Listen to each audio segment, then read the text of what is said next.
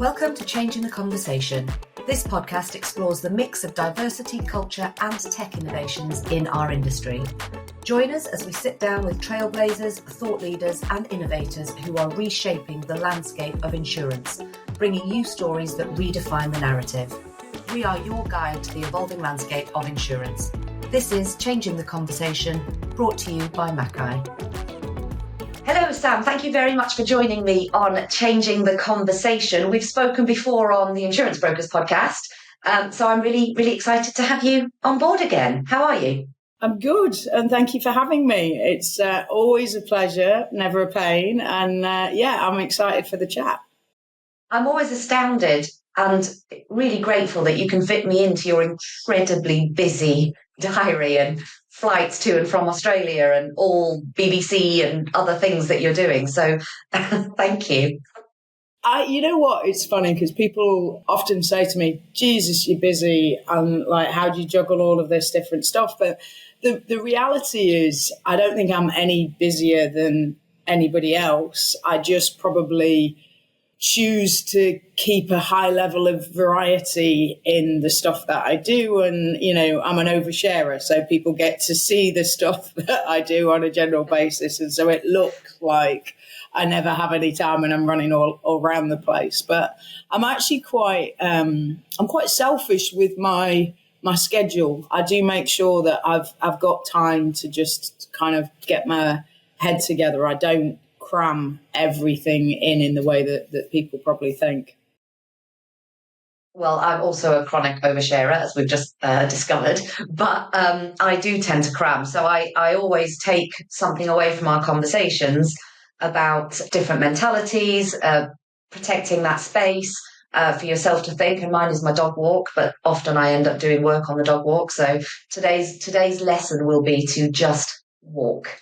Yes. Think about Sam's space. Yeah, one of the things that I've seen you do a lot of over the last year or 2 years is BBC radio shows, being on the BBC talking about insurance. What I'd really like to talk about today is how your presence and what your goal is in influencing the perception of insurance nationwide, because we talk a lot about it in insurance, but we talk to other people in insurance, and you're going nationwide. That's what I think we need. How do you do it? What's your overall aim? How can we get more people involved? Yeah, so look, it's been deliberate. You know, it's not accidental that I'm doing this stuff for the BBC. I've been very focused and there's been a lot of concerted effort to get to this point. And the reason for it is I was kind of reflecting on this when we agreed to have this conversation, and you said, you know, I want to talk about this stuff. Like, I think the reason for me is that I do genuinely have a lot of love for the insurance industry, and I love what I do, and I'm passionate that I can do it better and that the industry can be better. And I think we have really struggled in that conversation in the past. And I think as somebody, I wasn't from insurance when I got into insurance. I know they say people fall into insurance, but I'm an entrepreneur. That is like runs through my veins completely. And I started my career in claims. And so the claims industry is kind of the opposite side of the coin to a degree to the insurance industry. And so I was sort of an outsider looking in. And I think when I first got into the insurance industry, I very much felt like an outsider. So I didn't necessarily feel that I was accepted fully by the industry because I was coming at it from a non-insurance space. And I don't think any of this is ever deliberate, but the industry doesn't realize just it can feel like a giant clique sometimes, because it's insurance people. They all know each other. They've all been, they've been at AXA or Aviva or whatever for 10 years, and then they move to another place. So it's almost like a high school reunion where everybody knows each other. When you first come in, that can feel quite daunting. And as somebody, northern, female, gay, very thin end of the wedge in terms of other people that would be in the insurance industry that would be like me, I felt that kind of disconnect. And I think one of the things about having a public platform and having that engagement for me is about bridging that gap between the perception of the insurance industry and what I have now discovered over time that the insurance industry is. And whether it's arrogant or not, I feel that I can bridge that gap because I've been on the outside looking in. I've been on the inside feeling maybe not quite so connected. And I'm working towards a feeling that I am more connected to the industry. So I'm trying to bridge that gap. Does that make any kind of sense? Makes a lot of sense. And one thing you just said about the public platform is what I feel like more people in the industry need to be looking to do. So we talk a lot about recruitment issues in the insurance industry. We talk a lot about claims driving premiums in the industry. We did talk a lot about COVID and BI stuff. And It all has a knock-on impact on what the public perception is, which actually is public perception. And you think motor insurance, home insurance, and my premiums keep going up. That's generally, people don't go further than that. How can we get more people doing what you're doing, talking about these niche areas? Firstly is people don't like not being liked. And they don't like going into environments where they're going to feel rejected or criticised. That is a basic human instinct. I think I have thicker skin, having had to push my way through various different scenarios. I can take that. I know that even now today, and I'm sure we'll get onto this in the conversation, that I am misunderstood or kind of judged to be a certain kind of way or have a certain kind of agenda in a lot of sets of circumstance. And so I have learned to be comfortable in that environment. So when you say, we need to get more people in the industry into this situation, the biggest thing I get, because I say this all the time, I want us to be much more engaged with the public. And when the BBC comes to me and asks me for comment, one of the most common things they say is we couldn't get anyone else to speak. Like I was asked to talk on the Money Box show a few weeks ago, and they literally said, you are the only person that will be prepared to comment on and talk about this. And I know that this is because, and again, people said to me, why are you even bothering? Get yourself a tin hat.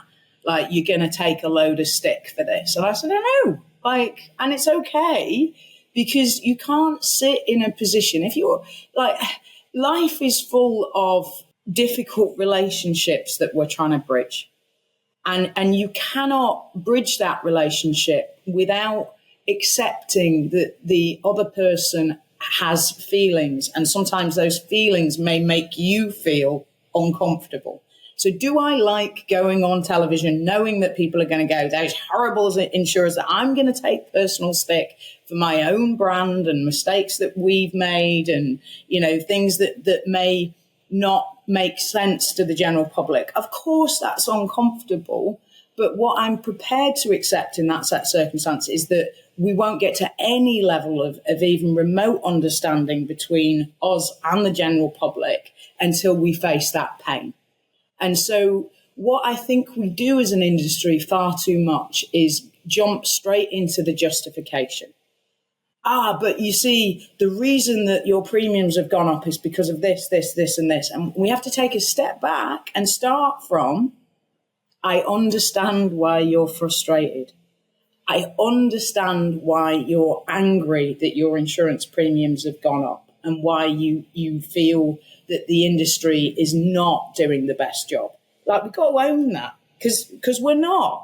There is lots of stuff that we could do better in the industry. Does that mean that we're a complete disaster and worse than all these other industries? No. But we've got to stop jumping into the defense mode in the initial instance, because It's the same with any relationship. It starts from a position of acknowledging the other person's feelings. And you can do that. You can do that with a big group if you're prepared to sit in the pain and take a bit of stick. So my first thing that I say to people is you have to be okay not being liked. You have to be okay taking some stick, and we need to take some accountability before we can move on to actually being able to get some understanding from the other side. Two things that are popping out from what you're saying, and I hope I can articulate them properly. The accountability piece is really important. And one of the things that I notice a lot is, as you're saying, the need to defend initially. And that goes back to this, I don't want to be wrong. I don't want people to think I'm an idiot. Or how are people going to judge me? Whereas if you can let go of the judgment from the mistake, and you could go, oh yeah, no, made a mistake here. This isn't perfect. I totally understand that. There are things that are happening and nothing's perfect. And if you can have that genuine feeling inside about the industry, about yourself, knowing that, you can't be perfect all the time, that's one of the things that I often talk to people when I'm interviewing people, because people come onto the podcast and they're nervous. And I'm like, it's just a chat with me. Why? But it's about that public perception. And if you can be okay with being who you are and being in the industry you are, I think that's really good. The other thing that I find, no, I've forgotten what the other thing was. Maybe I kind of amalgamated them both. But I think it's so important. And I think it goes much wider than the insurance industry. I think it goes right back down to, and we've had this conversation and you've got a podcast called it, the human side of who we are. Stop with the facts and the figures and the projections of perfection and just be who you are. And one of the things you have in abundance is charisma and personality. So you can't help but like you. And, you're very authentic in how you come across. And I think that is a skill that perhaps we should be talking to people about how to cultivate in themselves. I thank you. And I absolutely think that. And I think, and I've said this a lot, and it's not meant as a criticism. The industry has an overabundance of sort of analytical, rational thinkers. And the danger with those kind of strengths is that there is a mentality that there is a right way and a wrong way. And I can therefore be right or I can be wrong. And that is where the defensiveness comes in, because unfortunately, the emotion that sits behind that is that if I'm wrong, I feel shame and I feel guilt, and people will do anything to avoid feeling shame. And it just, in every regard, and, for me, everything is about relationships. Everything is about communication, because when you have bad relationships with bad communication, it doesn't matter how smart you are. You won't solve problems because you'll be sat in a siloed box and you won't be able to get engagement from other people. And so that piece around getting people to kind of tap into their emotions and then communicate from a position of emotionality and not rationality. Like, we all know the numbers, right? And there's lots of different kind of reasons for those numbers, and there's lots of different strategies to tackle those numbers. But if you don't deal with the emotional aspect, then nobody's going to hear you. Nobody's going to engage with you. So it is really important to me. I do think the fact that I'm prepared to be wrong, the fact that I know exactly who I am as a human being, and I really do, and I'm not ashamed of that, I think that puts me in a good position to have this conversation. It does not stop me from getting stick from the general public when I am trying to deal with this, but I am confident that I am well placed to do that. And I'm confident that there's lots of other people in the industry that are also well placed to do that. They just need to get some bravery and have some boobs, as we would say in Stella, and just put themselves out there. Love that. Have some boobs. Tell me, how did you have some boobs on BBC Morning Live talking about motor insurance and bringing out the emotional aspect? How did you engage people on that?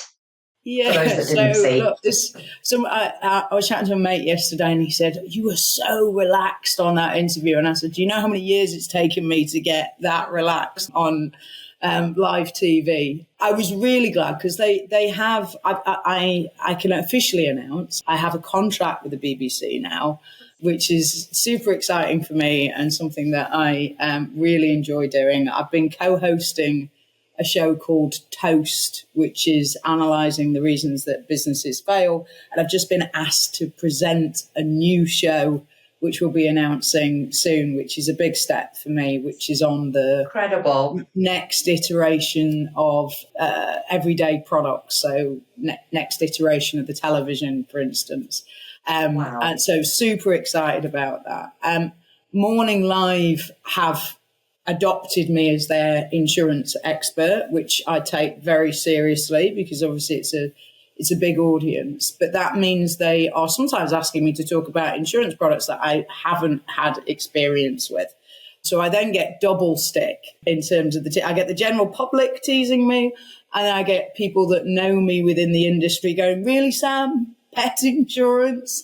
And I'm like, I've got a team of researchers and I'm leaning in. But obviously when they asked me to talk about motor, I was excited because it's a topic that I know and, it's my background and I feel very comfortable in that space. But I felt it was super important to not overcomplicate the language, to do that piece about acknowledging where the general public is at and the frustrations that they're feeling, and just try and give some kind of broad understanding of where we're at as an industry. I was honestly really blown away by the positive response I got from that interview, and it really kind of made me feel that I am on the right track with it. You always get the negativity, but I've had a lot of people reach out, some asking for support with stuff, which I've been trying to juggle this week in terms of kind of plugging into my industry friends and this person's got this problem, can you help? But I think it kind of speaks to the desire for a conversation. I think people want to understand what's going on. And I think if we can open up that conversation and be a bit kind of more open to the criticism, then we'll do a lot better generally. I talk to people a lot about educating around the insurance industry. And I really think it should be something that's talked about at schools, because the importance of the insurance industry to our global economy is huge. So I think it's fabulous that you're talking to people about the actual reasons behind why premiums are rising, why the MIB is part of that. How I think it's really important to explain those very specific, very insurance orientated factors that the general public wouldn't and couldn't know because it's not their everyday life. I think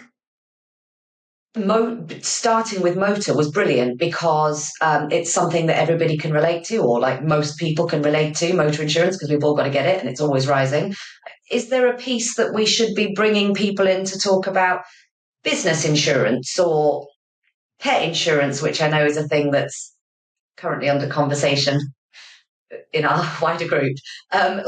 Is there more that we can be doing and more topics we should be doing to the wider public, and how? For sure. And look, for my small part, I have talked on Morning Live about pet insurance, home insurance, vehicle thefts. So I'm trying to work with them when a topic that is, what normally happens is something will come up in the news and then they'll want to do a little kind of piece on it.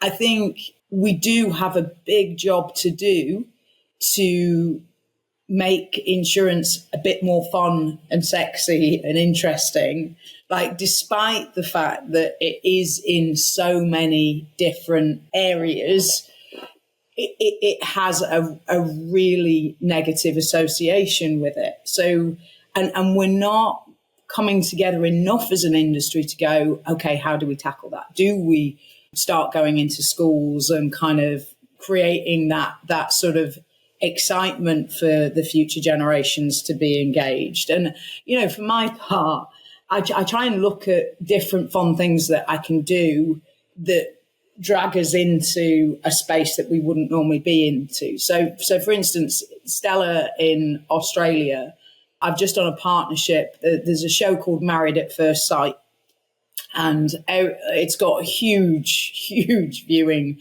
in both Australia and the UK. And there was a couple from Series 6 that became incredibly popular called Jules and Cam. And Jules is constantly on ITV, and she's got her own cool salon in Sydney, and she's got her own shapewear brand. And I've just done a deal with Stella and her where every time a customer buys a Stella policy, we're going to give them a item of shapewear. And it's going to be, you know, we've got you covered, she's got you covered. And it's, you know, you can say it's marketing and it's cute and whatever, but the reality is Jules has, you know, over 1 million followers on Instagram. She's a real role model for young women because she talks to body confidence and, you know, everybody's a beach body and feeling good about yourself. And she's having some really interesting conversations about women's roles in society. And for us as an insurance brand to kind of pop up in that environment, for me, drags us into that space of being a bit more interesting and a bit, you know, a bit more of a mainstream conversation. I think where we fail as the industry is when we try and convey what we are and who we are in terms that we understand in the industry, but has no resonance whatsoever for anybody outside of the industry. So we have to, and this is when I talk about creativity and attracting talent that thinks outside the box and deals differently, that will naturally create more of these kind of partnerships and relationships that bring us into the forefront in a way that's more interesting. I think it's quite interesting to see, particularly the last 5 years, the almost evolution of how the insurance industry perceives things like marketing, brand awareness, partnerships outside the industry, because I definitely have seen a growth in that area. I think what you guys have done is really cool with Jules's brand.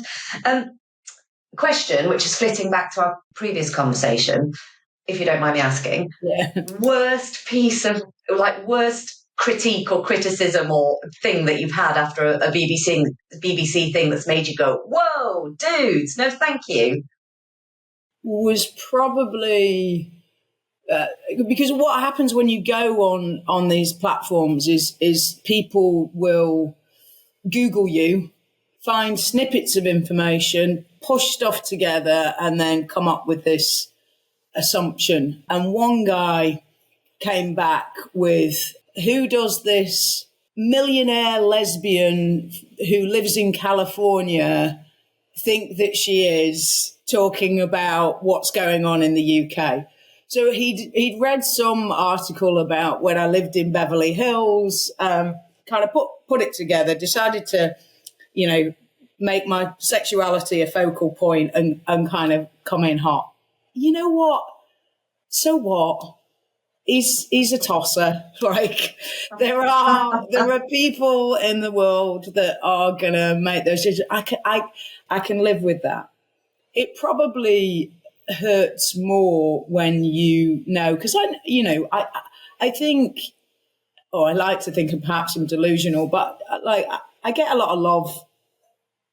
You know, I get a lot of love from the industry. The support that we had when we announced the Zurich partnership was genuinely really, really heartwarming for me and the team. there are also people in the industry that don't want good things for me and the business and the team. And I'm aware of that too. And occasionally these pieces of information kind of filter through to you. And I think sometimes, like, I'm human, of course, sometimes that stuff stings when people want to tear you down or assume, poor motivations or whatever they want to do. But I like to think that I'm evolved enough to understand that a lot of that stuff comes down to how they feel about themselves, and it's nothing to do with me. And I am happy to try and engage in conversations with people, even when it starts from a negative viewpoint. Like, I won't take absolute toxic abuse. I'll block and delete people that are just trying to vent their pain and frustration at anybody that they possibly can do. But if it's a genuine kind of frustration that I can see their viewpoint and they want to have a conversation about, then I will have that conversation and hope that I can get to a better place. Comes back to what we started the conversation about as being, you know who you are and you're not ashamed of it. And you know that you're coming at things from the right place, the right experience, the right understanding, and that you have a viewpoint to share that you wholeheartedly accept. And I like that. And I think it's really important, again, for younger generations to be able to have that. You said evolved. I like that. You've also said thick skin, to be able to go, okay, let me just have a look at this. No, this is most definitely yours, and I'm just going to hand it back. And this might be mine. So let me look at what I could potentially do with it. I think that's really interesting. One of the things that in discussion of what we're going to talk about and that relates to this is about FTSE 100 companies and I'm going to call it a mass exodus. Talk to me, I'm going to leave it that broad, but talk to me about why you think some top talent are coming out of those kind of industries and what we can do about it. And is it related to being at one with yourself, external toxicity? What do you think? Yeah, look, so this is really, really interesting to me. So for years, I've been fascinated by psychology, relationships, emotions, and I've been trying to get it right in my own organization. And I've tried all sorts of stuff to crack this. What it boils down to is ostensibly, it's very simple. I think that human beings crave above everything else connection. And connection comes from healthy, emotionally safe, psychologically safe conversations and environments. And it doesn't matter whether you're at work or you're at home. The best chance you have of being the best version of yourself, the most authentic, the happiest, is engaging in these healthy, psychologically safe conversations and working through your stuff. And you can't work through your stuff without the psychological safety. And what I've seen in business environments is the exact opposite of that. And particularly in big corporates, we've created these false structures that make us feel safe, organizational charts, blah, blah, blah. And people just don't know how to engage in these environments. So they have tasks to do, but they are coming into those tasks as human beings. And then they are having normal human reactions to stuff, which is, all of the spectrum of, I've just done something, I don't know if it's right, I've got fear. Something's gone wrong, my boss is angry with me, I've got shame. I feel insecure, I think someone's going to come for my job. Like all of these things that go on under the surface, we largely try and ignore. And what happens is we end up with these really psychologically toxic environments where there's a massive blame culture. Environments where people are having conversations, sidebar conversations outside of the boardroom, outside of the meeting, because they haven't felt heard. They haven't felt like their voices have been in the room. And so it's completely dysfunctional. And there is nothing more uncomfortable for anybody than to be in an environment where they feel unsafe, where they feel judged, where stress. You can cope with stress. I have had one of the hardest years I can ever remember from a work viewpoint. It has been horrific, and so has the team. However, what we've said from the get-go is just because it's hard doesn't mean it has to be miserable. And we have bonded more than we've ever bonded. We've enjoyed it. It's been really hard, but we've enjoyed it because we've got each other's backs, because we're having really honest conversations, because we're really doing the hard work. Because the hard work is phoning up your colleague and saying, we just had this conversation in the meeting and I felt judged. Is what's going on for you that this came up in that way, and working through it together in a safe space. And what I see in these large corporates is over the last couple of years, they've been under massive pressure because the economy is under stress, because money is difficult to come by, because making margins is harder than it's ever been. And because that psychological safety doesn't exist, it's been miserable. And people have got to a point where they've gone, I don't care how much you pay me. You cannot pay me enough to go into an environment where my humanity is completely ignored, where I get screamed at by somebody who has no emotional regularity, people that are emotionally, utterly, I don't care how smart you are, there is a level of emotional stupidity that sits in some of those big organizations that is impossible for anybody with an ounce of kind of emotional intelligence to engage in. And I think what is happening is these senior people are saying enough.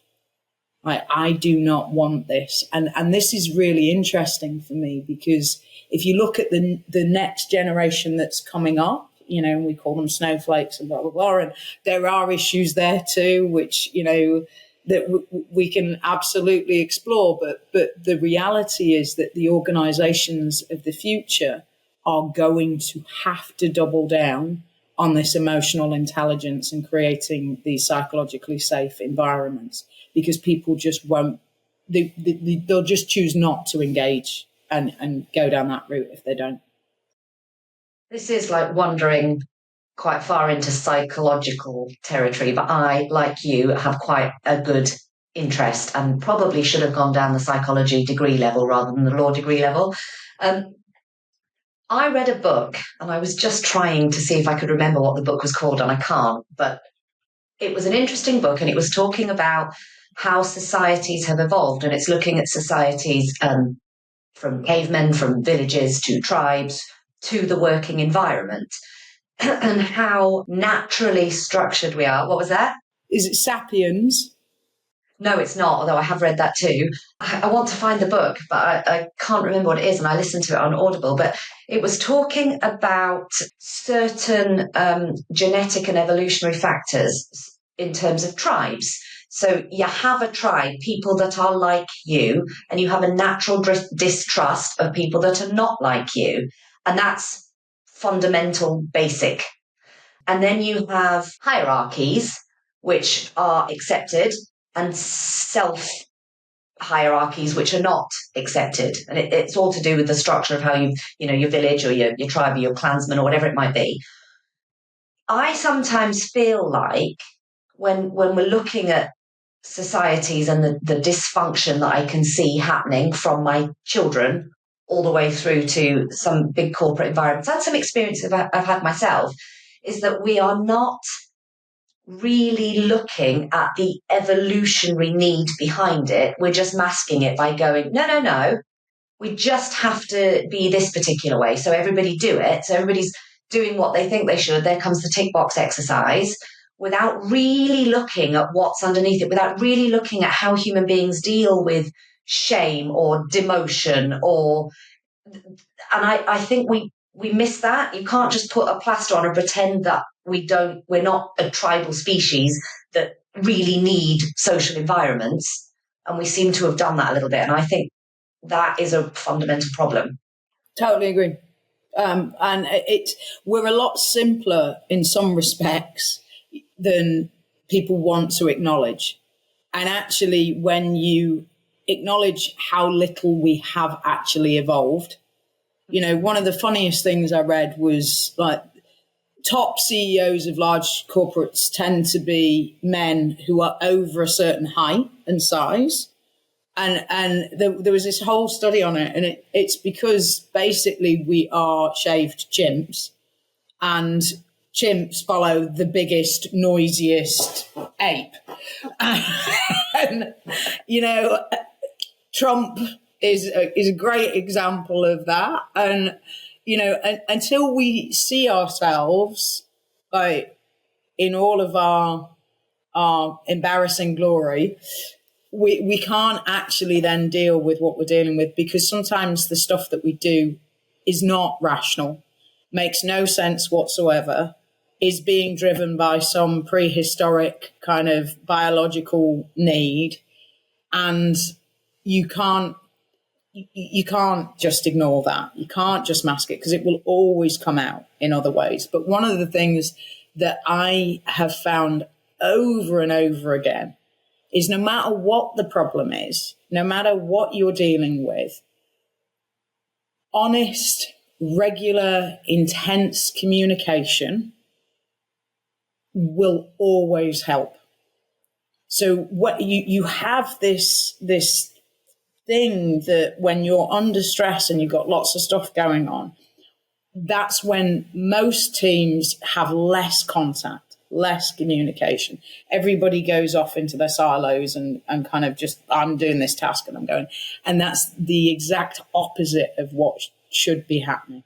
That's the time that you have to double down on spending time together, on understanding each other, on having the hard conversations, because that's where you get to a better space. But I think whether people like it or not, this is going to get forced on them in working environments, because it's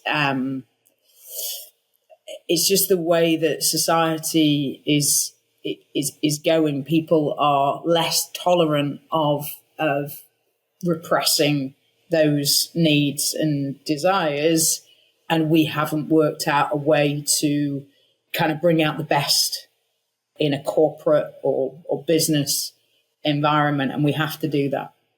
There's an analogy that I think about quite a lot. I don't think I've ever spoken about it. So you've just referenced the chimp, right? Mm-hmm. And there's a reason that we have books called The Hidden Chimp and The Chimp Complex and all of that paradox, whatever it is. And it's the biggest, loudest that tends to follow. But there's a documentary that I've watched a couple of times, not for a long time, called I Am by Tom Shadyac. I don't know how to pronounce his name. Really interesting. And one of the things that it has in there is they do like a real intense research on a herd of deers. And you think it's the stag at the front that's leading, but when you actually watch, the stag is looking for the consensus. And you can see the moment that he stops, the consensus happens, and then they all go off in one direction. And I absolutely love that. And I feel like we're really caught in the chimp, and we just need to think that there are potentially other ways. It's about communication. It's about consensus. It's about understanding yourself as much as, the people that you're talking to, and being aware of when your own shame or defense or something is coming out and going, oh, hang on, my bad, so sorry. And I think it's really important.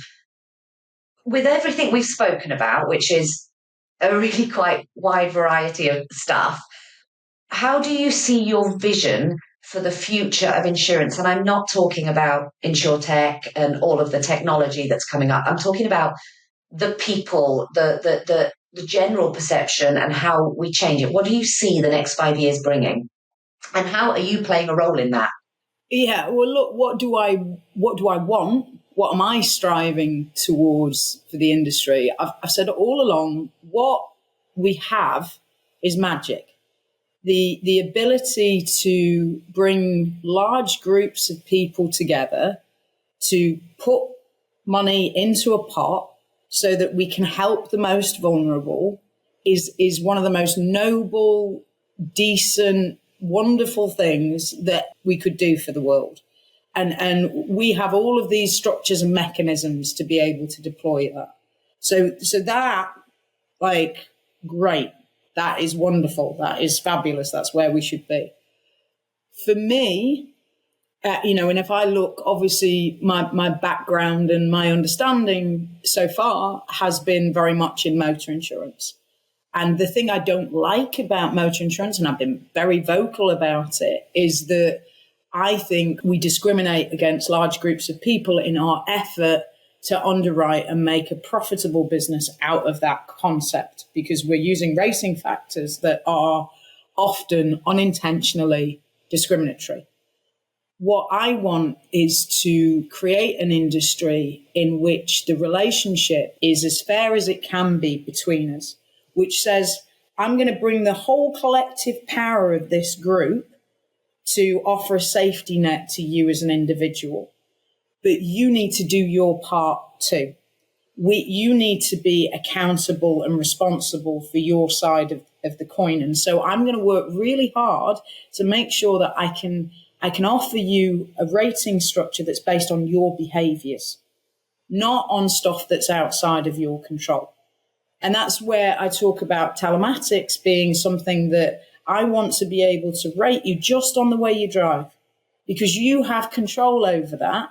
And that is the engagement between the two of us. I'm not judging you on where you live or what you do for a living or anything else. I'm judging you on how you show up for me in this regard.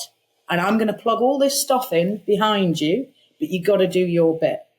And I want that for the rest of the industry, because ostensibly what we're trying to do is remove that small percentage of toxic individuals who will never be part of the tribe and the group, because all they want to do is take advantage of the tribe and the group. We want to identify them and remove them. And for everybody else, we want to give them a chance to show up in a way that allows them to have affordable cover from the insurance industry. So my vision for the industry and for Stella is that we work really, really hard to do those things. And then along the way, what I'm hoping is that a relationship that at the moment is dysfunctional and toxic with the general public, where you mention insurance and there's just a complete, I hate them, they drive me demented and they're ripping me off, moves from, I'm glad I've got insurance. It's, a necessary evil. And actually, I feel like they're doing the best that they can for me in this set of circumstance. I'd stop short of assuming that we're going to get to a place of love. I would love that at some point in the future, but I'd be happy with a place of we're both in this together and we're trying to get to a better outcome. Do you know what? I love it. I absolutely love it. And I feel like a really positive note to end on is that aim in a story. So I'm going to tell you a story about the insurance industry and how awesome it's been for me. Most people know, because I'm quite vocal about it, I had a stroke 2.5 years ago, quite a big stroke. And I run my own business and I've got 3 children. And it was horrendous. I couldn't speak and I lost my left side. And I had critical life insurance. And my first thought, not first having been in the stroke, but, I came out of hospital and I thought, oh shit, what am I going to do? How am I going to work? My first thought was, we've got critical life insurance.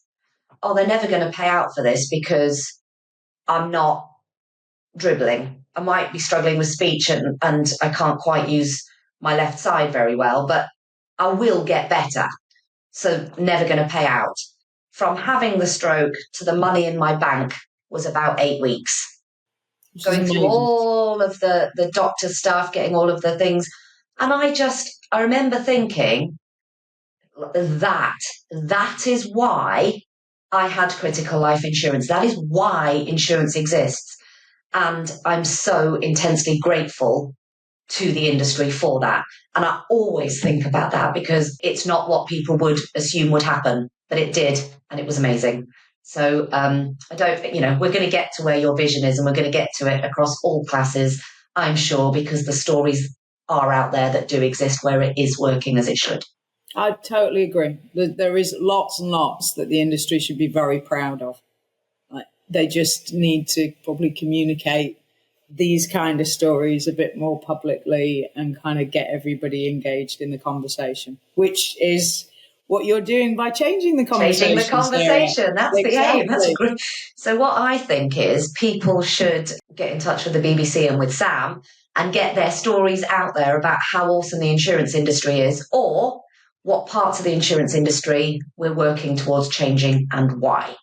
So on that note, anybody listening, follow that advice, please. Sam's got some incredible ideas and great advice. Sam, thank you so much for joining me, and I hope to have you on the show again in the future. And good luck with your, I shouldn't say this because it'll date the podcast, but with your Freedom Trail walk in next month for dementia. I'm going to need amazing things you're doing. Oh, brilliant. Thank you, Sam. Thanks a lot. Thank you for tuning in to another enlightening episode of Changing the Conversation. If you enjoyed today's insights and want to stay connected with the latest industry trends, be sure to subscribe, rate, and leave a review. Feel free to reach out to us on social media or through our website to share your thoughts and suggestions, or even to nominate someone whose contribution deserves to be heard. Until next time, this is Sarah Myers-Goff signing off from Changing the Conversation.